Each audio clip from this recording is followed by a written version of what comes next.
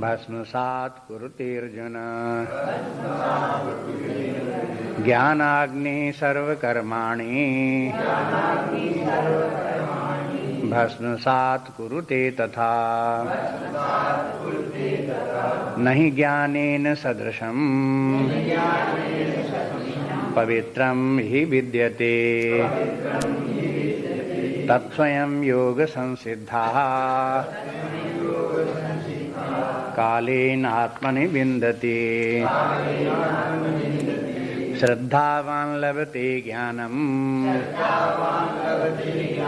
तत्परः संयतेन्द्रियः ज्ञानं लब्ध्वा परां शान्तिम् अचिरेणाधिगच्छति अज्ञश्च श्रद्धानश्च संशयात्मा विनश्यति नायं लोकोऽस्ति न परो न सुखं संशयात्मनः योगसन्न्यस्तकर्माणं ज्ञानसञ्छिन्न संशयम् आत्मवन्तं न कर्माणि निबध्नन्ति धनञ्जय योगसन्न्यस्तकर्माणं ज्ञानसञ्छिन्न संशयम् आत्मवन्तं न कर्माणि निबध्नन्ति धनञ्जय।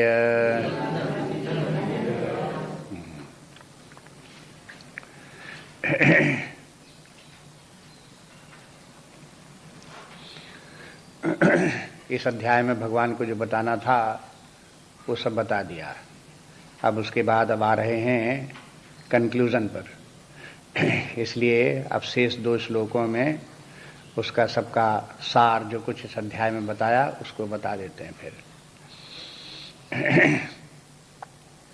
अध्याय का नाम ज्ञान कर्म संन्यास योग, ज्ञान के द्वारा कर्म संन्यास करो। संन्यास का तात्पर्य हो गया त्याग। संन्यास माने भली भांति त्याग। जब ज्ञान पूर्वक त्याग किया जाता है तो वो संन्यास कहलाता है। जब स्वरूपतः त्याग कर देते हैं, चाहे बाह्य जगत की वस्तु हो चाहे आंतरिक जगत की वस्तु हो, तब उसे त्याग शब्द बोलते हैं। संन्यास से तात्पर्य है कि अपने कार्य करते रहो, अपना कर्तव्य पालन करते रहो, धर्म के मार्ग पर चलते रहो, उसमें कमी मत करो, लेकिन कर्ता भाव छोड़ दो। अपने आत्मज्ञान को प्राप्त करो, आत्मभाव में स्थित रहो और रह करके अपने कार्यों को सुचारू रूप से संचालित करते रहो। तो ज्ञान के द्वारा कर्म का संन्यास हो गया। ज्ञान में ये हुआ कि हम आत्मा हैं और फिर जो है वो अकर्ता हैं। आत्मा में कर्ता भाव नहीं है। आत्मभाव में स्थित रह करके कोई ये नहीं कह सकता कि मैंने ये किया या मैं ऐसा ऐसा करूँगा। हाँ, वो जब बुद्धि के स्तर पर आएगा, शरीर के स्तर पर आएगा, तभी इस प्रकार का बोलेगा। इसलिए जो है ये है आत्मान ज्ञानवान व्यक्ति जो है वो हो, उनका कर्म से छुटकारा हो जाता है। तो ये मुख्य विषय इस अध्याय को वही है। लेकिन इस स्थिति को प्राप्त करने के लिए, आत्मज्ञान की स्थिति को प्राप्त करने के लिए पहले निष्काम कर्मयोग जरूरी है। हाँ, निष्काम कर्मयोग का तात्पर्य भी कि कामना त्याग करके कर्म करो, कर्म के फल पर आश्रय न रखो, अनाश्रित होकर के कर्म करने का अभ्यास करो। तो ये निष्काम कर्मयोग उसके लिए पहले आवश्यक है। उससे भी पहले आवश्यक है धर्म का पालन करो, नैतिकता का पालन करो, सदाचार का पालन करो। आलस्य को त्यागो, कर्म में प्रवृत्त रहो, बराबर काम में लगे ही रहो। इस प्रकार से निरंतर कर्म में लगे रहने का अभ्यास, ये सब क्रमशः नीचे की स्थितियां हैं। शुरू यहाँ से हुआ कि पहले अपने न कार्य करने से कर्म करना श्रेष्ठ है, ऐसा दृढ़ निश्चय करके कर्म करने में लग जाओ। ये इसलिए बोले सिद्धांत क्या बना,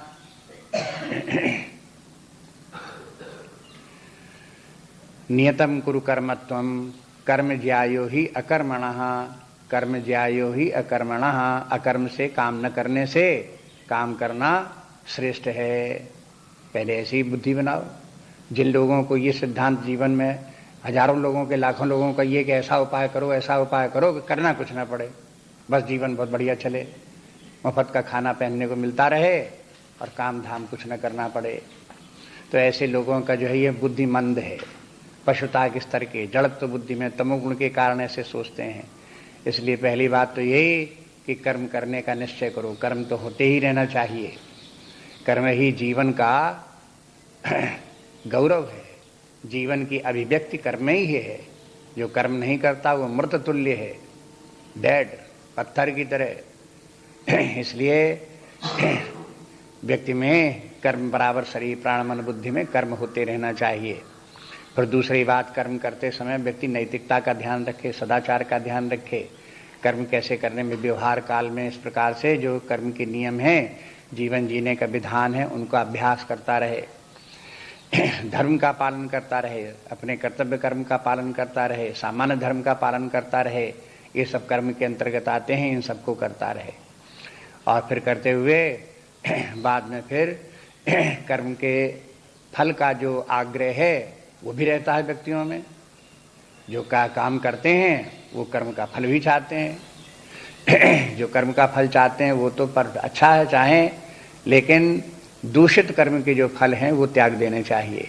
कर्म का दूषित फल इंद्रिय भोग है, केवल शरीर सुख, इंद्रियों का सुख, इसके लिए जो कर्म किए जाते हैं वो घृणित कार्य हैं, निंदनीय कार्य हैं। ऐसे समझ करके इस प्रकार के कार्यों में प्रवृत्त नहीं होना चाहिए। कार्य का उद्देश्य उच्च रखें, ऊंचे उद्देश्य से कार्य करें। ऊंचे उद्देश्य माने परमात्मा को प्राप्त करने के लिए चित्त की शुद्धि की आवश्यकता है, सत्वगुण की आवश्यकता है। इसलिए कर्म इसलिए करें कि इससे सत्वगुण की प्राप्ति हो, मन शांत हो जाए, संतुलित हो जाए, घोर वृत्तियां मन में उत्पन्न न हो। रजोगुण के कारण घोर वृत्तियां उत्पन्न होती रहती हैं, कामना की घोर वृत्तियां, क्रोध की घोर वृत्तियां, लोभ की घोर वृत्तियां, तीन तिकड़म की घोर वृत्तियां, ये सब रजोगुण के कारण व्यक्तियों के अंदर उत्पन्न होती रहती हैं। उनसे सावधान रहें। घोर वृत्तियां शांत हो, उनके स्थान पर सौम्य वृत्तियां आवें, सत्वगुण का लक्षण ये। तो इस प्रकार से ये है, कर्म के द्वारा इतना करे। उसके बाद फिर जो है कर्तव्य उसका जो है आत्मज्ञान और कर्ता भाव उसका छूटे, ये सब ध्यान में रख करके भगवान ने अनेक प्रकार की साधनाएं बता दी। इस अध्याय में जितनी साधनाओं का वर्णन, 13 प्रकार की साधनाओं का वर्णन कर दिया इसमें। उनका जो वो हो, जो व्यक्ति जिस स्तर का हो उसे उस प्रकार की साधना अवश्य करना चाहिए। जहाँ कहीं भी स्थित हो, शरीर पर स्थित है तो शरीर के स्तर की साधना करे, प्राण के स्तर पर है तो प्राण की साधना करे, कर्मेंद्रियों के स्तर है कर्मेंद्रियों की साधना करे, ज्ञानेंद्रियों के स्तर पर है तो उसकी साधना करे, मन के स्तर की, बुद्धि के स्तर की, ये सभी प्रकार की साधनाएं हैं। उन साधनाओं को व्यक्ति करे। उन साधनाओं के करते करते व्यक्ति में परिमार्जन हो, सुधार आवे, उसके इंटरनल, उसके विचारों की, भावनाओं की, अंतःकरण की क्वालिटी चेंज हो, उसमें स्वभाव बदले व्यक्ति का। बस ये साधना का मुख्य उद्देश्य, स्वभाव बदले। जब स्वभाव बदलेगा तो सत्वगुण आएगा, तभी स्वभाव बदलेगा। इसलिए स्वभाव बदले, विकसित हो, सुंदर स्वभाव बने, सौम्य स्वभाव बने। इसके लिए डट करके साधना करनी चाहिए। स्वभाव बदलता मुश्किल में है, बस यही समस्या है। बार बार कहते आते हैं, इसको गीता में जगह जगह कहा है, आपको भी बताते रहते हैं कि स्वभाव जल्दी बदलता नहीं है। व्यक्ति को, लोगों को लगता, अरे इसमें ज्ञान में कौन सी मुश्किल बात, ये तो बहुत आसान ज्ञान है, बहुत जल्दी आ जाता है, आ जाने को सब आ जाए, लेकिन स्वभाव तो नहीं बदलता। उस स्वभाव के बदलने के लिए व्यक्ति को बहुत दिनों तक साधना करनी पड़ती है। कभी कभी ये साधना जन्म जन्मांतर करनी पड़ती है, एक जन्म में भी पूरी नहीं होती। इसीलिए कहना पड़ा भगवान को कि अनेक जन्म संसिद्धि ततो याति पराम गतिम। अनेक जन्म लग जाते हैं तब संसिद्धि होती है। संसिद्धि हुई, क्या हुई? संसिद्धि के माने मन बुद्धि के शांत संतुलित होना। योग के द्वारा जो यौगिक सफलता, यौगिक सिद्धि प्राप्त होती है वो संसिद्धि है। योग सिद्धि ही संसिद्धि है। उसकी योग साधना करने में बहुत समय लग जाता है। जहाँ योग साधना में सफलता व्यक्ति की आई तो बस फिर उसके बाद कूल डाउन हो गया, शांत हो गया, निर्विकार हो गया।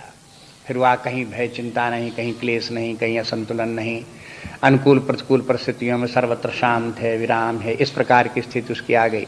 इस अवस्था को प्राप्त करके तब वो ज्ञान भक्ति प्राप्त करके परमात्मा को भी प्राप्त कर लेता है। तो मुख्य रूप से आप देखेंगे कि इसमें दो समस्याएं हैं अध्यात्म के क्षेत्र में, उसी के कारण से दो मंजिलें हैं। एक समस्या है जो कर्म के द्वारा दूर होती है और वो है चित्त शुद्धि की। पहली समस्या चित्त शुद्धि और दूसरी समस्या अज्ञान की निवृत्ति। बस ये दो समस्याएं हैं। इन दोनों की साधना भिन्न भिन्न प्रकार की है। बहुत बार ऐसा होता है कि जो कर्म के द्वारा, निष्काम कर्मयोग के द्वारा चित्त शुद्धि की जैसी जितनी आवश्यकता है वो व्यक्ति से पूरी नहीं हो पाती और ज्ञान और भक्ति में लगता है तो उसमें जल्दी सफलता नहीं दिखाई देती। इसलिए ठीक है, ज्ञान प्राप्त करने की कोशिश करे, भक्ति प्राप्त करने की कोशिश करे, लेकिन उसमें अगर बाधा पड़ती है, नहीं जागृत होता है वो ज्ञान, नहीं वैसी भक्ति जागृत होती है, तो समझ लेना चाहिए कि अभी पर्याप्त चित्त शुद्ध नहीं है। इसलिए उसके लिए साधना में दृढ़ता के साथ लगा रहे। साधना नहीं करेगा तो वो भी नहीं होगा, हाँ, वो तो करने ही से होगा। जो कर्म साध्य साधना है वो तो करने ही से होगी, न करने से थोड़े हो जाएगी अपने आप। इसलिए ये साधनाएं व्यक्ति को करते रहना चाहिए। वही साधना सब बता दी भगवान ने। जब जैसे द्रव्य यज्ञ बता दी, फिर ज्ञान यज्ञ बता दिए। तो द्रव्य यज्ञ क्या हो गई? जो कर्म साध्य साधना है वो सब द्रव्य यज्ञ है, और जो ज्ञान साध्य साधना है वो सब ज्ञान यज्ञ है। बस यही दो प्रकार की साधनाएं। समस्त साधनाओं का दो भाग कर लिए। एक साधना जो है ये इतना, ये पहली मंजिल हो गई कर्म साध्य साधना, और ये दूसरी मंजिल हो गई जो ज्ञान साध्य साधना है। यहाँ ये इसमें ये साधना, इसको संक्षेप में द्रव्य यज्ञ भी कह सकते हैं, इसे ज्ञान यज्ञ कह सकते हैं। अब ये साधना जो है, ये साधना कर्म से द्वारा होने वाली है। द्रव्य के माने कहीं कुछ मैटर की जरूरत पड़ती है, जहाँ कर्म भी मैटर में ही होता है। चाहे सूक्ष्म शरीर हो, चाहे कारण शरीर हो, चाहे स्थूल शरीर हो, सब मैटर है। ये मटेरियल बॉडी है, ये सब भौतिक शरीर हैं, फिजिकल बॉडी, इन्हीं में ये द्रव्य हैं और इन्हीं में कर्म होते हैं। इसलिए ये है द्रव्य यज्ञ के माने जहाँ मैटर की जरूरत पड़े, बस चाहे शरीर प्राण मन बुद्धि की जरूरत पड़े, चाहे शरीर से बाहर की कुछ वस्तुओं की जरूरत पड़े, बाहर भीतर की कहीं भी कुछ भी वस्तु की जरूरत पड़ करके सहारा लेकर के कोई साधना करता है तो वो सब द्रव्य यज्ञ हो गई। तो इसलिए मुख्य इस अध्याय का साफ साफ इस अध्याय में दो बातें आ गई कि देखो, एक तो जो है ये कर्म के द्वारा साधना करो और दूसरी ज्ञान के द्वारा फिर उसके बाद साधना करो। अब यही बात देखो संक्षेप में आकर के इस श्लोक में संक्षेप में आकर के बता दिया, कह दिया योग संन्यस्त कर्माणम।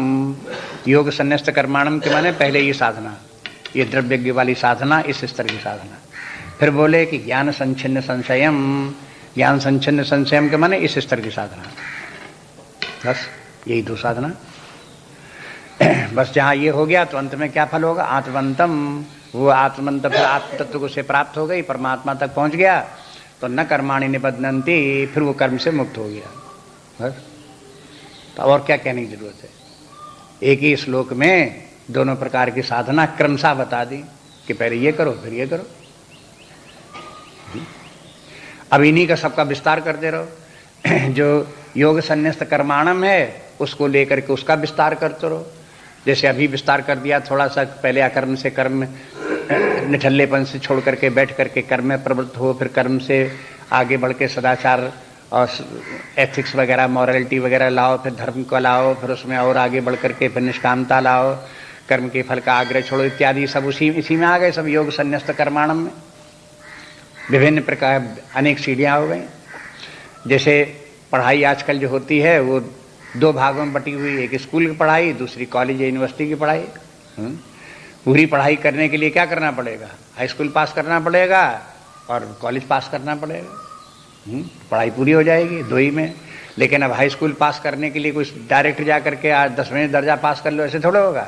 उसकी फिर अनेक जो है वो हो कई कक्षाएं हैं, उनमें बेसिक भी है, फिर जूनियर हाई स्कूल है, फिर हायर सेकेंडरी है, इस प्रकार से 3 विभाजन हुए किए, और फिर एक एक में 4, 5, 2, 3 इस प्रकार की कई कई कक्षाएं हैं, तो इस प्रकार से फर्दर डिवीज़न होते चले जाते हैं। ऐसे ही फिर वहाँ पर कॉलेज में हाई स्कूल पास के बाद इंटरमीडिएट हो गया, बीए हो गया, एमए हो गया, वहाँ पर इस प्रकार के कक्षाओं के विभाजन हो गए, और एक एक कक्षा में 2-2 हो गए। एमए पास करना 2 साल में होगी, बीए पास करो 2 साल में होगी, इंटर पास 2, अब इस प्रकार से उसका विभाजन फर्दर हो गए।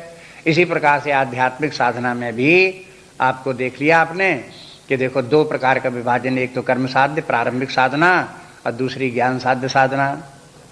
प्रारंभिक साधना जो है उसमें कई कक्षाएं जो हैं वो विस्तार से आगे पीछे वर्णन करते रहते हैं, तो उनका भी सबको ध्यान में रखें। ऐसे ज्ञान के उसमें ज्ञान साधना जो उच्च स्तर की जो साधना है उसकी भी कई कक्षाएं हैं, उनका कल बता दिया है। एक 2 कक्षाएं तो ऐसे करके, जैसे एक परोक्ष ज्ञान फिर एक अपरोक्ष ज्ञान, अपरोक्ष ज्ञान की भी कई कक्षाएं, फिर परोक्ष ज्ञान की कई कक्षाएं। अब इस प्रकार से कर्म साधन को प्राप्त करते हुए व्यक्ति जो है आगे बढ़ता हुआ परमात्मा तक पहुंच जाता है। इसलिए हर व्यक्ति को ये देखना पड़ता है कि वो कहाँ स्थित है और किस प्रकार की साधना की उसे आवश्यकता है, और जिस साधना की उसे आवश्यकता है उसे सिंसियरली उसी को करना चाहिए, वही उसके लिए सबसे श्रेष्ठ साधना है। श्रेष्ठता यो न मत देखो ऊपर क्या लिखा है नीचे क्या लिखा है, हाँ? श्रेष्ठता के माने वो है जो साधना व्यक्ति के लिए आवश्यक है वही सबसे श्रेष्ठ है। अगर कोई 8वें दर्जे में पढ़ता है तो उसके लिए सबसे बड़ी कक्षा कौन सी है? 8वां। उससे बड़ी कोई कक्षा नहीं। 8वां पास करो तब तो 9वें में पहुंचोगे। बस सबसे ज्यादा महत्वपूर्ण, सबसे ज्यादा आवश्यक, सबसे ज्यादा पढ़ाई 8वें दर्जे की पढ़ाई, उसके लिए सब कुछ है, उसी के द्वारा उसका कल्याण होना है। 9वें दर्जे की पढ़ाई, 10वें दर्जे की पढ़ाई, बीए की दर्जे की पढ़ाई उसके लिए बिल्कुल फिजूल है, कोई मतलब की नहीं है, किसी काम की नहीं है। इसलिए जो व्यक्ति जिस स्तर की साधना करने वाला है, जिस जहाँ पर साधना अटका हुआ है, जिस साधना की आवश्यकता है उसके लिए वही साधना आवश्यक है। उससे आगे की भी साधनाएं हो सकती हैं, पीछे की भी साधनाएं हो सकती हैं, लेकिन वो अपने समय पर अपने स्थान पर वो भी आवश्यक होंगी। लेकिन जो व्यक्ति जहाँ है उसे वही करनी चाहिए, दृढ़ता के साथ करनी चाहिए। इसलिए योग संन्यस्त कर्माणम, योग से योग संन्यस्त कर्माणम माने ये कर्म का जो हमारे ऊपर वासनाओं का बोझ लदा हुआ है, संन्यस्त, इनका संन्यास करो। कैसे करो? योग साधना के द्वारा। योग साधना के बाद निष्काम कर्म योग के द्वारा। निष्काम कर्म योग में सब आ गया, सेकुलर संन्यास योग, निष्काम कर्म योग भी आ गया, फिर उसके बाद ईश्वर समर्पण भाव वाला भी आ गया, उसके बाद आत्मभाव से रख करके, आत्मज्ञान रख करके भी निष्काम कर्म योग आ गया। उसी में कर्म फल का जो आश्रय है उसके भी त्यागने की बात आ गई। इस प्रकार से ये सब करते हुए ये जो है ये कर्म संन्यास करो, और कर्म संन्यास ही फिर ज्ञान में परिणत हो जाता है। कर्म संन्यास पहले जो कर्म संन्यास योग के द्वारा प्राप्त होता है, लेकिन उसमें जब सफलता प्राप्त हो गई, योग में स्थित व्यक्ति हो गया, कर्म संन्यास हो गया, अब तो करना नहीं, जब हो गया तो हो गया के माने क्या हो गया? इसके माने वो ज्ञान में आ गया। अब अगले अध्याय में हम देखेंगे कि जो कर्म संन्यास है वही ज्ञान है। यहां पर जो है ये है निष्काम कर्म योग में, कर्म की साधना में सबसे उच्च भूमिका यही है, योग के द्वारा कर्म का संन्यास। लेकिन वही ज्ञान के लिए, ज्ञान के क्षेत्र में पहुंचने, प्रवेश करने के लिए वही साधन है। उसी के द्वारा व्यक्ति फिर आत्मज्ञान में स्थित हो जाता है। अगले अध्याय में देखेंगे कि जिसको कि ज्ञान कहते हैं, जिसे सांख्य कहते हैं, उसी को कर्म संन्यास कहते हैं। इसलिए कंफ्यूजन ना ले, कहीं कुछ इस प्रकार का लगे तो उसका कारण ये है कि एक स्थान पर उसका तात्पर्य क्या है, दूसरे स्थान पर उसका तात्पर्य क्या है, ये अभी से ध्यान रखें, यहीं से समझ लें। इसीलिए जोड़ दिया कि जहाँ योग संन्यस्त कर्माणम, तो फिर क्या हुआ? ज्ञान संचिन्न संशयम। जहाँ अब यद्यपि व्यक्ति को कर्म संन्यास के द्वारा आत्मज्ञान, परमात्म ज्ञान होगा नहीं, लेकिन वो बिल्कुल आत्मज्ञान का अधिकारी हो गया। इसलिए बस ज्ञान के द्वारा उसने अपने संशयों का जहाँ नाश किया, तहाँ वो ज्ञानी व्यक्ति हो गया, ज्ञान योग में स्थित हो गया, सांख्य योग में स्थित हो गया। इसलिए ये बिल्कुल निकट निकट की बातें हैं, एक का अंत दूसरे का प्रारंभ। बस इस प्रकार से हो गया ये। तो योग संन्यस्त कर्माणम ज्ञान संचिन्न संशयम, संशयम के माने अविद्या से तात्पर्य, संशय कहीं बोल दिया, कहीं मोह बोल दिया, कहीं भ्रम बोल दिया, लेकिन तात्पर्य अज्ञान से है। अज्ञान निवृत्त हो गया तो मोह निवृत्त हो गया, मोह निवृत्त हो गया तो संशय निवृत्त हो गए, संशय निवृत्त हो गए तो भ्रम निवृत्त हो गया। ये इस प्रकार से जो है ये है क्रमशः, ये है सब उसी के अज्ञान के ही चार रूप हैं। इसलिए बोले कि इनको व्यक्ति इन सबसे अज्ञान से निवृत्त हो जाता है। जहाँ अज्ञान से निवृत्त हो गया तो उसे क्या दिखाई देगा कि अपना वास्तविक स्वरूप क्या है, आत्मा, जो सच्चिदानंद स्वरूप तत्व है, अनादि अनंत सत्ता है, निर्विकार निर्लेप है, वही अपना स्वरूप है, वही अपनी सत्ता है। और उसी में चित्त स्थित हो गया। हाँ, कि बस यही जो चैतन्य है जिसका कि हम अनुभव करते हैं, जो ज्ञाता ज्ञेय रहित अनादि अनंत चेतना है, स्वयं प्रकाश स्वरूप है, ये चेतना ही अपना स्वरूप है, यही आत्मा है, यही मैं हूँ। बस इसमें व्यक्ति की दृढ़ता आ गई तो उसको बोलेंगे आत्मवंतम, ये आत्मवंत हो गया, ज्ञानवंत, आत्मवंत। इसलिए आत्मवंत बने वो अपने आत्मभाव में स्थित हो गया। अब जो आत्मभाव में स्थित, अब उसको क्या करें, हैं, कहीं बोले न कर्माणि निबंधन्ति, ये उसका फल हो गया। अब ऐसे व्यक्ति को कर्म बांध ही नहीं सकते। अब एक बात तो ये थी कि व्यक्ति ऐसे कर्म करता था जिसके कारण से वो कर्म के बंधन में बनता जाता था। तो एक क्षेत्र वो था जहां पर रहने पर कर्म उसके ऊपर आक्रमण करते थे, उसको बंधन में बांध देते थे। एक ऐसा क्षेत्र है जहां वो पहुंच गया, उससे बाहर निकल गया तो उस क्षेत्र तक कर्म नहीं पहुंचते और उसको बांध नहीं पाते। जब तक कि वो व्यक्ति शरीर भाव में रहेगा कर्म से बांध देंगे, सूक्ष्म शरीर भाव में रहेगा कर्म से बांध देंगे, कारण शरीर के भाव में रहेगा कर्म से बांध देंगे। ये सब कर्म के बांधने, इन्हीं में कर्म उत्पन्न भी होते हैं और कर्म का फल भी इन्हीं में पड़ता है, कर्म बंधनकारी भी यही होते हैं। लेकिन जहाँ इन तीनों शरीरों से निकल करके इस लाल लकीर के बाहर हो गया तो बस कर्म दूर से खड़ा खड़ा देखता रहेगा कि चला गया चला गया चला गया, अब हम कुछ नहीं कर सकते, बस न निबंधन्ति, अब वो कर्म उसको बांध नहीं सकता। इसलिए इसका तात्पर्य को इस प्रकार से देखो। ज्ञान, जैसे मान लो रात्र में कोई सो रहा है, स्वप्न देख रहा है और किसी कारण से पुलिस ने आकर के उसको घेरा, चारों तरफ से लोगों ने उसको घेरा और वो व्यक्ति भागा भागा भागा, मान लो हम भाग रहे हैं, पुलिस वाले हमारे पीछे लगे हुए हैं, तो ये पकड़ लेंगे, कब तक डर। और मान लो पकड़ भी लें तो पकड़ भी सकते हैं स्वप्न में, मान लो हम न भाग पाए पकड़ भी लें, और अगर हम जाग जाएं तो वो पुलिस वाले क्या करेंगे, अरे भाग गया, अब पकड़ नहीं सकते। अब वो जहां तक उनकी दौड़ थी उस सीमा से बाहर हम निकल गए, अब वो जागृतावस्था में आ नहीं सकते। स्वप्न के सिपाही जागृतावस्था में कूद कर नहीं आ सकते, हम तो आ सकते हैं लेकिन सिपाही नहीं आ सकते और न पकड़ सकते हैं, निकल गए उसके हाथों से। ऐसे ही जहां अपने इसके इस लाल लकीर के बाहर निकल गए, तीनों शरीर से बाहर हो गए, बस उसके बाद कर्म की सीमा खत्म। वो लोग वो अब लौट आकर के घुस करके इस आत्मा के क्षेत्र में, परमात्मा के क्षेत्र में न कर्म घुस सकते हैं, न बांध सकते हैं, न कोई बिगाड़ सकते हैं, न कोई फल दे सकते हैं, न बंधन कर सकते हैं, न दुख देंगे, न सुख देंगे, न पीड़ा पहुंचाएंगे, ये सब कुछ नहीं कर सकते। कर्म का प्रभाव यहाँ आकर के समाप्त हो गया। और ये कह करके ये बता दिया कि देखो ये जीवन की अंतिम अवस्था है, इसी का नाम पूर्णावस्था है, यही अपेक्षित है। हर व्यक्ति जानता हो न जानता हो, चाहता यही है। और क्यों चाहता है, अगर ये भी पूछो साइकोलॉजी में कि हर व्यक्ति क्यों ये चाहता है, इसलिए चाहता है यही उसका सहज स्वरूप है। हर व्यक्ति अपने सहज स्वरूप को चाहता है, स्वभाव व्यक्ति का ये होता है, हर वस्तु का यही है। संसार में देखें पंच महाभूत हैं, हर पंच महाभूत अपने अपने स्वभाव को चाहते हैं। पानी को आप कहीं मिला दो, कहीं कुछ कर दो, लौट करके वो पानी में ही पहुंच जाएगा। वायु को कहीं कुछ कर दो, बांध करके रखो, आप ट्यूब के भीतर भर के रखो, कहीं कुछ रखो, लेकिन वायु निकल करके अंत में वायु में जाकर के मिलने का प्रयास करेगी। इसी प्रकार सभी अग्नि का अग्नि में जाकर के मिलने का प्रयास करेगी, क्योंकि स्वभाव ये है, प्रकृति का स्वभाव, सर्वत्र स्वभाव का लक्षण ये है कि जो जैसा है वैसा ही होना चाहता है। यदि अन्यथा स्थिति कोई आ जाती है तो उसे सहन नहीं होती है। हम हैं वास्तव में आत्मा स्वरूप जो नित्य मुक्त स्वरूप हैं, लेकिन हमको लगने लगा बंधन, हमने लग रहा सुख दुख, तो ये है अस्वाभाविक स्थिति है। इसलिए अस्वाभाविक स्थिति हमको पसंद नहीं है, हम अपनी स्वाभाविक स्थिति में आना चाहते हैं।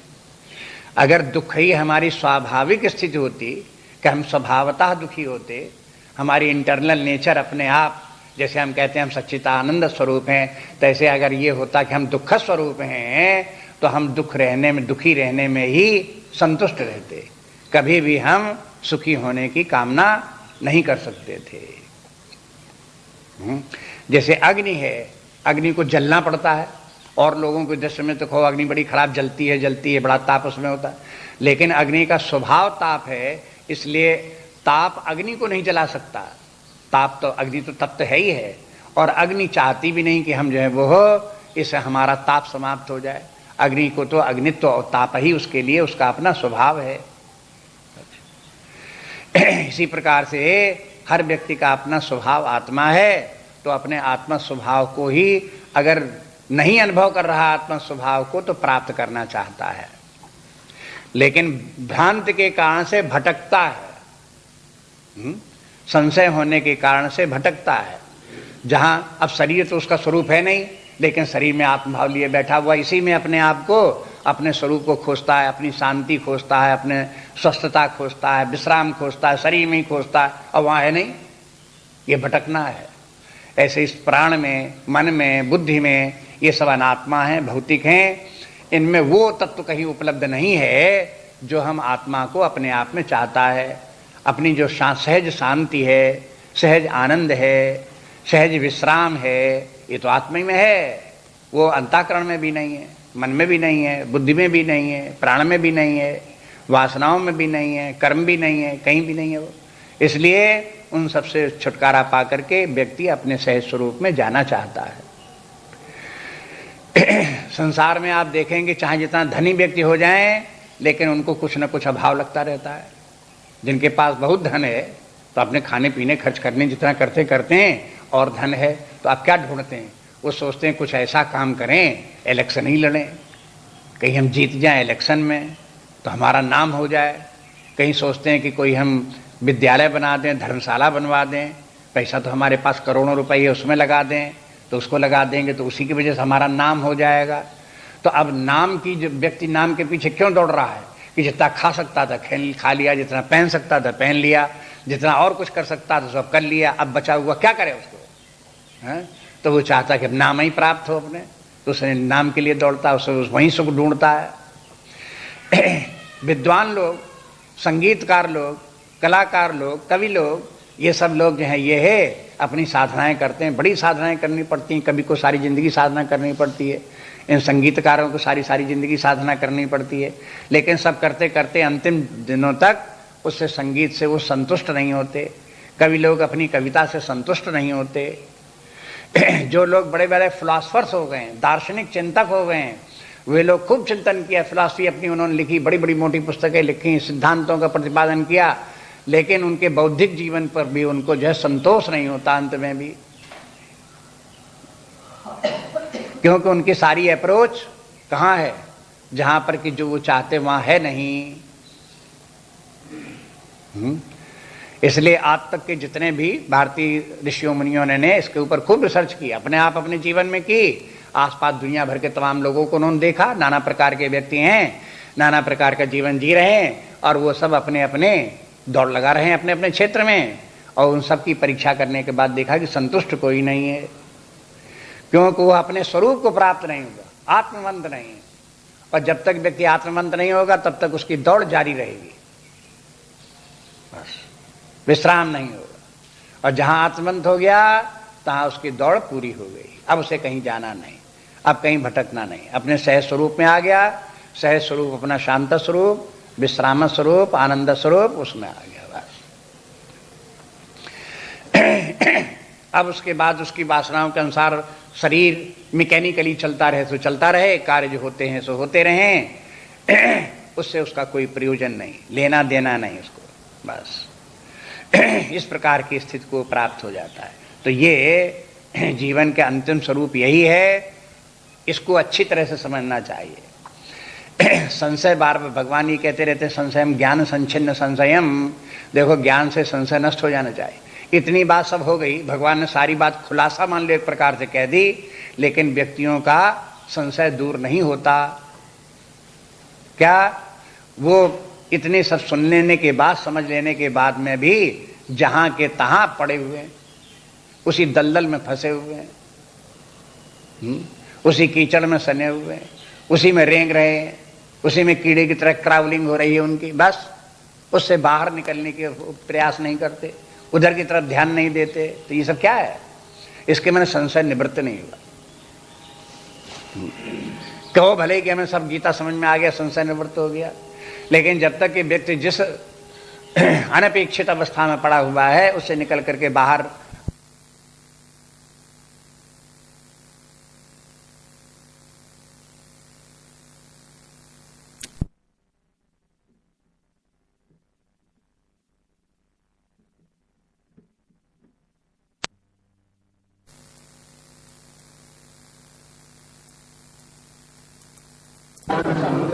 हतस्थं ज्ञानसिनात्मनः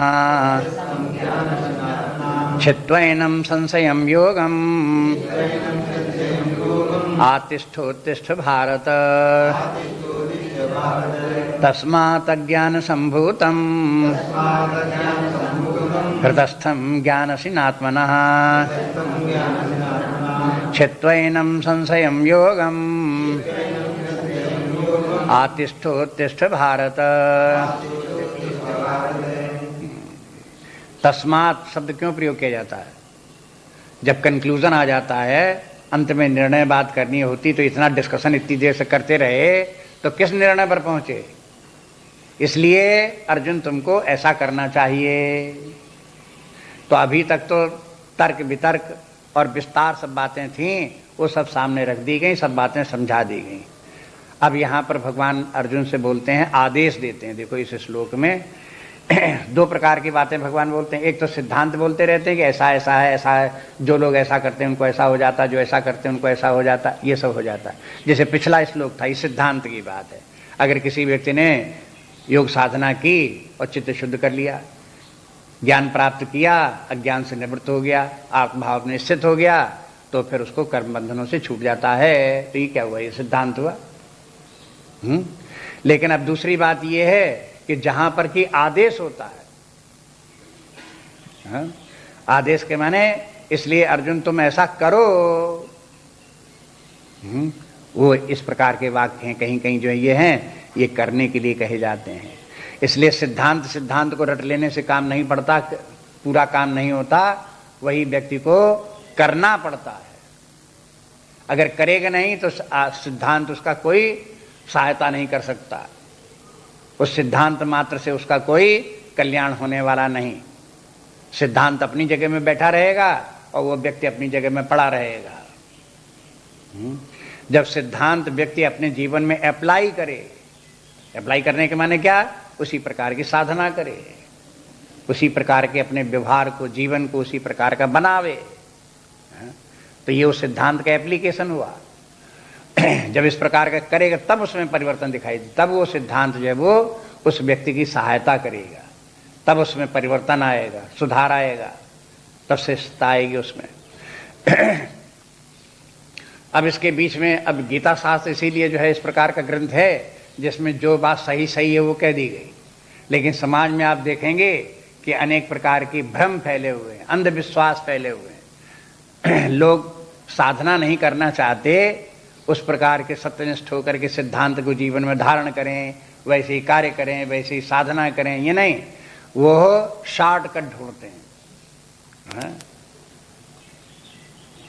कोई ऐसी पुड़िया खा लेंगे जिससे कि सब सिद्ध हो जाएं, कोई ऐसा कोई जो है वो हो, कोई सिर के ऊपर हाथ धर दे ऐसा कि बस ऐसे से ऐसे हो जाए, कहीं कोई कृपा कर दे उससे इस प्रकार से ऐसे हो जाए। नाना प्रकार की बातें सोचेंगे, लेकिन इन सिद्धांतों को अपने जीवन में धारण करें और अपने आप संघर्ष करें, उसके लिए आगे बढ़ें। विवेकानंद ने इसके लिए फाइट शब्द का प्रयोग किया, fight against your internal nature. Fighting की जरूरत है। इससे आपको पता चलता है कि फाइटिंग के माने क्या है, हैं?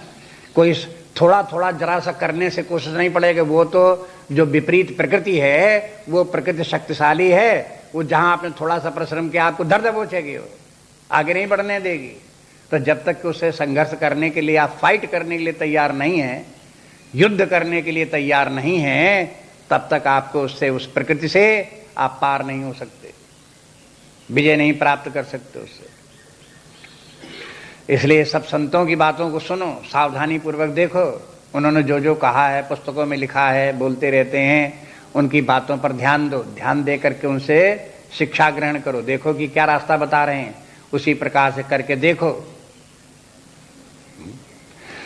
यहां पर देखते हैं कि भगवान कहते हैं, अर्जुन से कहते हैं क्या करो, तस्मात्, इसलिए अज्ञान संभूतम संशयम हृतस्थम, इसलिए अज्ञान से उत्पन्न हुआ हृतस्थम संशयम, तुम्हारे हृदय में जो विद्यमान संशय है, उस संशय को क्या करो, ज्ञान असिनः आत्मनः ज्ञान असिनः छित्त्वैन छित्त्वैनम, इसको एनम, इसको अपने आत्मज्ञान से काट करके खत्म कर दो। तो अंत में करना क्या है कि ज्ञान के द्वारा अज्ञान की निवृत्ति करनी है। ज्ञान रूपी तलवार से अज्ञान का निवारण करना है। जब अज्ञान का निवारण कर देंगे तो संशय भी निवृत्त हो जाएंगे। अब यहां देखो कि संशय कहां से आया। अब ऐसे ही जगह जगह, अब जैसे आपको बताते रहते हैं कि देखो अज्ञान से मोह की उत्पत्ति होती है, मोह से संशय की उत्पत्ति होती है, संशय से भ्रांति की उत्पत्ति होती है। तो ये सब बताते रहते, तो ऐसा थोड़ा ही कि हम अपने मन से बता दिया, कहीं से हमारी अपनी व्यक्तिगत कल्पना है। इन्हीं में ढूंढो तो यहीं लिखे मिल जाती हैं सब बातें। यहां ये लिखा मिल गया अज्ञान संभूतम संशयम, इसका अर्थ क्या हुआ, संशय अज्ञान से उत्पन्न हुआ है।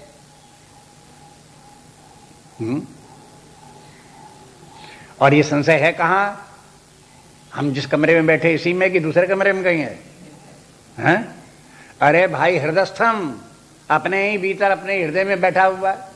सबसे भयंकर शत्रु तो वो होता है जो अपने ही परिवार में, अपने ही घर में, अपने ही सिर के ऊपर बैठा हुआ हो। तो सबसे भयंकर शत्रु ये है जो हमारे ही हृदय में घुसा बैठा है, भीतर ही। अर्जुन तो लड़ने के लिए आया तो खड़ा, तो उसके सामने दुर्योधन की तमाम बड़ी भारी सेना खड़ी हुई थी, तो वो तो शत्रु बाहर खड़े हुए, वो तो थोड़ा दूर भी हैं। लेकिन ये अज्ञान और संशय, ये तो सब अपने भीतर ही हृदय में घुसे हुए बैठे हुए हैं यहां पर। इसलिए ये भी बता दिया कि संशय, ये शत्रु ज्यादा भयंकर हैं, क्योंकि भीतर घुसे बैठे हुए हैं और व्यक्ति को जल्दी दिखाई नहीं देते। और इनका व्यवहार इस प्रकार का है, यह है संशय इत्यादि का, अज्ञान आदि का, कि यह व्यक्ति को जानकारी नहीं होने देते कि चोर घर में ही घुसा बैठा हुआ है। कभी कभी लोग बाग, अब आजकल पता नहीं, पहले तो लोग बाग बताते थे कि शाम हुई गाँवों में तो दरवाजा खुला रह गया, तो चोर आकर के घर के भीतर घुसा और वहां पर घुस करके कहीं किसी में एक कमरे में इधर उधर, कहीं बखारी में, कहीं गुसल खाने में, या कहीं जहां पर लकड़ी वकड़ी धरी हो वहीं जा करके घुस करके भीतर बैठ गया है। और फिर लोगों ने आकर के बाहर से, रात हुई तो दरवाजा बंद कर लिया, भीतर से साकर लगा ली और जा करके अपने कमरे के भीतर जाकर लेट गए।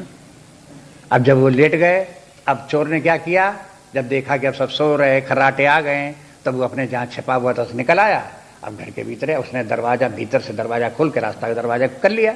अब दरवाजा उसका ऑलरेडी खुला मिल गया। अब उसने जो कुछ सामान उठाना तो घूर के यहाँ से उठाया और ले दरवाजा खुले बाहर भाग गया। अब जगह तो लोग बाग कहें कि कहाँ से चोर आ गया और कहाँ से कूद पड़ा और कहाँ से सामान ले गया। तो अब कहाँ से सामान ले गया, वो कहीं न ऊपर से आई ही नहीं, उसके भीतर ही घुसा बैठा हुआ था।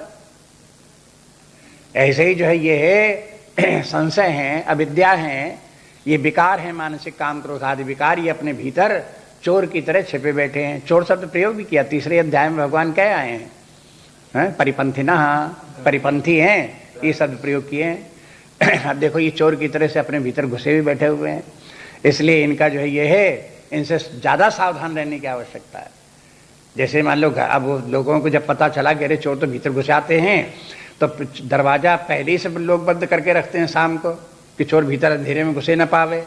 और या फिर अगर बाद में दरवाज़ा बंद करते हैं तो पहले दिया लेकर के सब देख लेंगे कि कहीं छिपा तो नहीं बैठा हुआ है।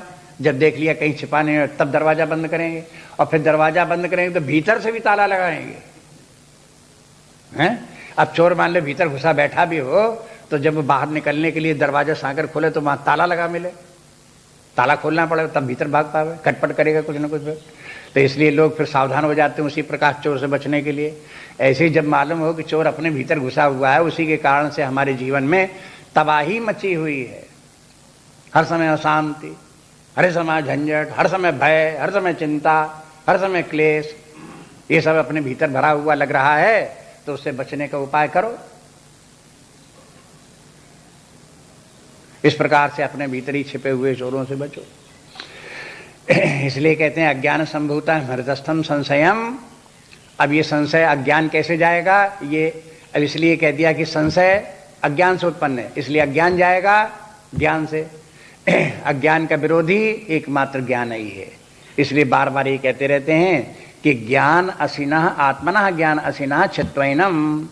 अपने जो ये है अपने आत्मज्ञान की तलवार से इसको काट करके चित्वैनम नाश कर दो इसको। असी शब्द तलवार शब्द का प्रयोग कर दिया।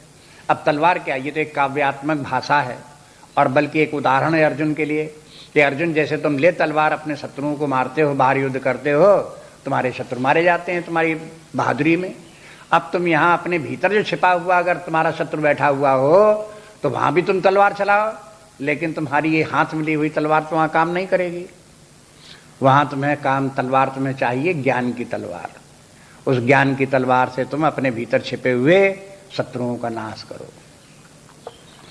इसलिए इस सामान्य रूप से ये भी कह सकते हैं कि हमारे जीवन में जो समस्याएं आती रहती हैं, भौतिक जीवन में जीते हुए नाना प्रकार के क्लेश हैं, दुख हैं, हम नहीं चाहते वो सब होता रहता है, बाह्य जगत में होता रहता है, अपने भीतर होता रहता है, सारी समस्याएं नाना प्रकार की आती रहती हैं।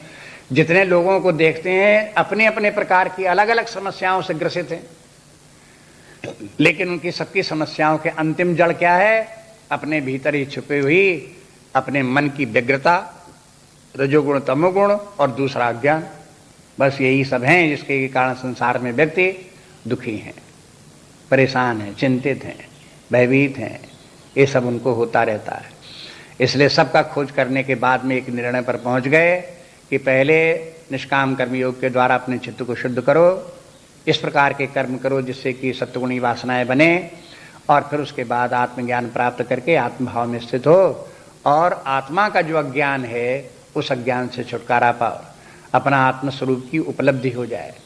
परोक्ष ज्ञान हो फिर अपरोक्ष ज्ञान हो, साक्षात अपरोक्ष आत्मस्वरूप की अनुभूति हो, और साक्षात अपरोक्ष अनुभूति के साथ ही उसी में स्थित भी हो, आत्मस्थित आत्मवंत, उसी में तादात्म्य हो कि यही आत्मा ही अपना स्वरूप है। ये प्राण मन बुद्धि इत्यादि, ये वासनाएं शरीर आदि, ये सब मेरे स्वरूप नहीं है, ये अनात्मा है। इस प्रकार की दृढ़ता रहे व्यक्ति को। तो ऐसा ये बात करो। अब देखो ज्ञान की तलवार से अज्ञान का निवारण करने की, ये श्लोक तुलसीदास जी ने भी पढ़ा होगा। तुलसीदास ने समस्त साहित्य पढ़ा तो ये श्लोक भी पढ़ा होगा। तुलसीदास जी ने इसका अनुवाद किया। हाँ? तो वो कहने लगे कि देखो, बिरथ चर्म अस ज्ञान मद, लोभ मोह रिपुमारे, जय पाई सोई हरि भगति, देख विहंग विचार। इसी बात को तुलसीदास ने, इस उदाहरण को, ज्ञान तो रखा ही रखा लेकिन उसके साथ उसके भक्ति भी जोड़ दी। कहा कि पूरी बात बोलो इस प्रकार। तो संत लोग जो है उसमें कुछ न कुछ अपने अनुभव जोड़ते रहते हैं, अपने ढंग से बात को कहते रहते हैं। तुलसीदास जी ने गीता का खूब अनुवाद किया है, लेकिन अनुवाद ऐसा किया जो व्याख्यात्मक हो, एक्सप्लेनेटरी अनुवाद किया है, एकदम से शाब्दिक अनुवाद नहीं किया। जैसे जब जब होई धर्म कै हानि, ये सब क्या है, इसी अध्याय में जो आया उसी का अनुवाद है। लेकिन उसको भी आप सावधानी से देखोगे तो पता चलेगा जो भगवान ने कहा है उसकी व्याख्या है, उसमें एक्सप्लेनेशन है, उसमें ये भी देते रहते हैं। प्राणों की कहानियां उद्धृत करते रहते हैं तुलसीदास जी, लेकिन उन कहानियों के पीछे जो उनका प्रतीक है उनका भी संकेत करते रहते हैं कि वो कहानियां इस प्रतीक का वाचक हैं, ये सब बताते रहते हैं। इसलिए तुलसीदास जी साहित्य, इनका सबका जो अध्यात्म साहित्य है उसका ज्ञान तो कराते ही कराते हैं और उसको खुलासा करते हुए बताते हैं। यही संतों का काम है, यही कृपा है उनकी। जो कुछ उन्होंने जीवन में अध्ययन किया, प्राप्त किया, वो अन्य लोगों को देना चाहते हैं, बताना चाहते हैं। तो उनको उस प्रकार से देखो। इसलिए यहाँ भी कहते हैं कि देखो, विरति चर्म अस ज्ञान। अब जब योद्धा जो होता है युद्ध क्षेत्र में जाता है तो तलवार लेकर के तो जाता है, लेकिन एक हाथ में ढाल भी रखता है, एक हाथ में तलवार रखता है।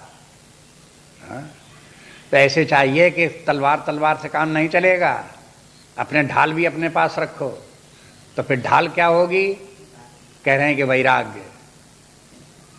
वैराग्य की ढाल और ज्ञान की तलवार लेकर के युद्ध करो। अब ज्ञान के द्वारा तो फिर अज्ञान ही का नाश होगा, लेकिन तुलसीदास जी अज्ञान के और संशय के स्थान पर उनसे उत्पन्न जो उनकी बड़ी संतान है विस्तार वाली, उसका नाम लेते हैं। मद, लोभ, मोह, रिपु, मार, इनको मारो। ऐसे नहीं कि अज्ञान मारो, अज्ञान मर गया, लेकिन अभी आपका लोभ विद्यमान है, क्रोध विद्यमान है, मोह विद्यमान है, अभी आपका मद विद्यमान है, घमंड विद्यमान है, अहंकार विद्यमान है। तो आपने क्या ज्ञान को मारा? आपने ये अज्ञान के मारने की व्याख्या है। जिस दिन आप अज्ञान के द्वारा अज्ञान का नाश कर देंगे तो भगवान तो कहते हैं संशय नष्ट हो जाएगा, और तुलसीदास जी कहते हैं संशय से उत्पन्न काम, क्रोध, लोभ, मोह, मद, मत्सर, ईर्षा, द्वेष, छल, कपट, पाखंड, दंभ इत्यादि कहां तक बतावें?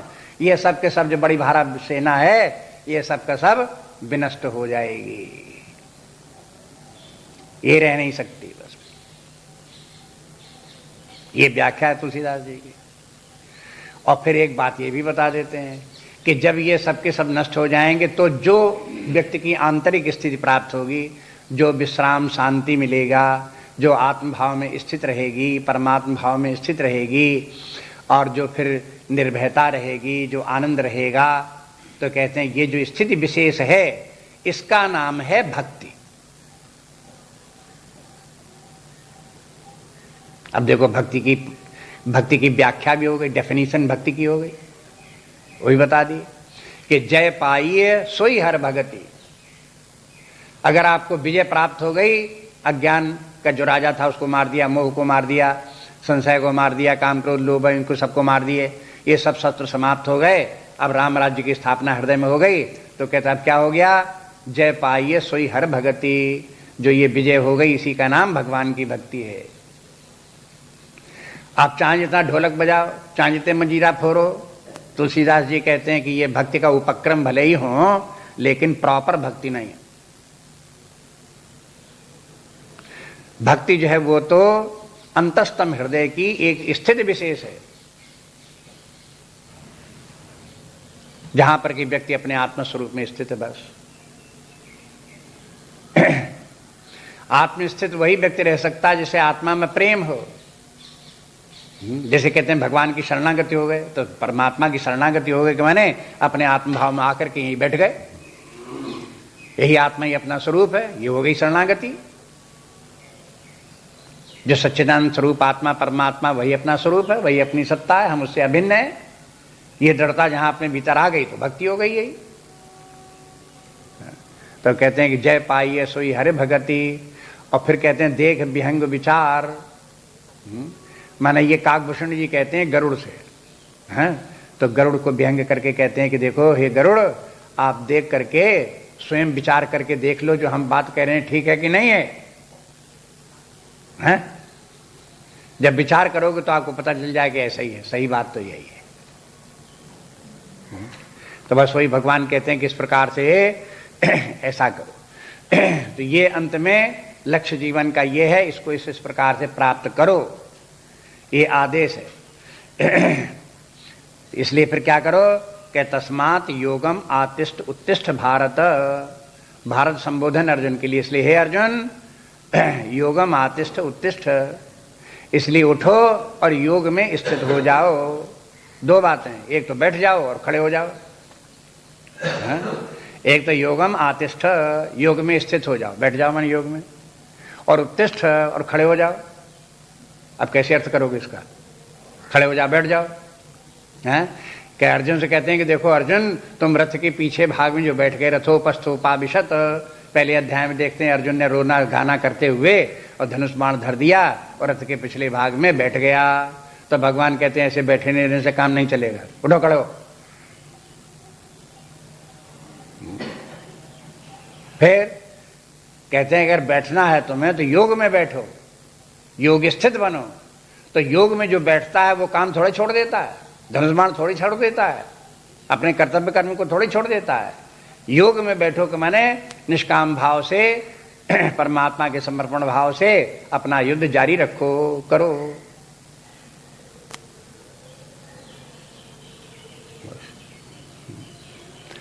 इसलिए उत्तिष्ठ भी हो गया और आतिष्ठ भी हो गया। इसलिए आओ बैठो, आतिष्ठ, स्थित हो जाओ इसी में, योग में। अब योग में स्थित हो जाने, अब ये पहले तो भगवान कहते हैं कि ज्ञान के द्वारा अज्ञान का निवारण करो। तो अर्जुन ये कह सकता था, और यहीं संशय हो जाता है। अर्जुन अगला अध्याय जो शुरू होता है तो अर्जुन के प्रश्न ही से प्रारंभ होता है, और ये भगवान ने जैसे श्लोक में बोला यहीं से प्रश्न भी पैदा हो जाता है। भगवान कहते तो ये हैं कि देखो ज्ञान की तलवार से अपने हृदय में बैठे हुए अज्ञान का निवारण करो। और पहले कह चुकी अज्ञान का निवारण कैसे हो गया? तद विद्धि प्रणपाते पर प्रश्न, जाओ गुरु के पास और उससे प्रश्न करो और ज्ञान प्राप्त करो। तो अगर ये इतना योगम आतिष्ठोत्तिष्ठ भारत न बोलते भगवान, तो अर्जुन ये निर्णय निकाल सकता था कि अब हमें युद्ध समाप्त करना है और अब हम जाकर के किसी गुरु के पास जाएं और आत्मज्ञान प्राप्त करें। लेकिन भगवान कहते कि ना, ये तुम्हें नहीं करना है। ज्ञान के द्वारा अज्ञान का तो निवारण करना है, लेकिन समय आने पर। अभी पहले तुम्हारा काम यह है कि अभी तक तुमने निष्काम कर्म योग नहीं किया। तुम धर्म में जीवन तो जीते रहे, तुम अनग हो, निष्पाप हो, धर्म का जीवन तुमने जिया है, लेकिन निष्काम कर्मयोग तुमने कब किया? इसलिए अब तुम निष्काम कर्मयोग की साधना करो। इसलिए योग में स्थित हो जाओ। पहली तुम्हारी मंजिल अब ये है कि निष्काम कर्मयोग की साधना करो। लेकिन अर्जुन को ये लगता है कि देखो, एक तरफ तो भगवान कहते हैं ज्ञान के द्वारा अज्ञान का निवारण करो, और कहते हैं ये है कि तुम युद्ध करने के लिए खड़े हो जाओ, योग साधना करो। हाँ? बस ये जो बीच का जो प्रश्न है, इसी प्रश्न के कारण से 5वां अध्याय खड़ा हो गया। अरे भाई, एक संशय जहां पैदा हो जाता है व्यक्ति को, तो उसके बाद उस संशय के निवारण करने के लिए नई कथा प्रारंभ हो जाती है और तमाम विस्तार आ जाता है। फिर अब इसके दोनों के बीच की बात यह है कि कहाँ ज्ञान योग कर्म योग कहाँ समाप्त होता है, कहाँ ज्ञान योग प्रारंभ होता है, दोनों का एक दूसरे से संबंध किस प्रकार से है, एक का प्रभाव दूसरे पर कैसे पड़ता है, दूसरे का प्रभाव दूसरे पर कैसे पड़ता है। ये सब बातें संशय करने वाले व्यक्ति के लिए, ये सब बातें उसको स्पष्ट करनी पड़ेंगी, तमाम विस्तार जरूरत पड़ेगा।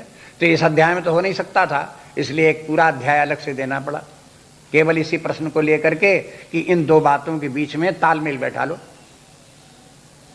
निष्काम कर्मयोग भी हो और दूसरे फिर उसके बाद ज्ञान योग भी हो, ज्ञान के द्वारा संशय निवृत्ति भी हो, आत्मज्ञान भी हो। आत्मवंत होकर के फिर कर्मों से छुटकारा होगा। आत्मवंतम न कर्माणि निबध्नन्ति, तो कर्म के बंधन से आत्मवंत छूट जाएगा, तो आत्मवंत होना की जरूरत पड़ेगी, उसको समझो फिर बाद में। इस प्रकार से ये क्रम हुआ। तो अब ज्यादा विस्तार की आवश्यकता नहीं कि दोनों में क्या संबंध है, भगवान क्यों कहते हैं कि योग में स्थित हो जाओ, ये अगले अध्याय में स्वयं भगवान बताएंगे, वहीं उसको विस्तार से समझेंगे। अर्जुन को प्रश्न को की पृष्ठभूमि जरूर याद रखना, ये पृष्ठभूमि है। अब इसके बाद फिर कल से अब हम 5वां अध्याय नहीं लेंगे, अब फिर आके जब शुरू करेंगे, जब 4-6-10 दिन होंगे तब फिर क्लास वो लेंगे। इसलिए इस बात को यहाँ याद रखना, फिर आगे चल करके 5वें अध्याय में इसी से विस्तार होगा।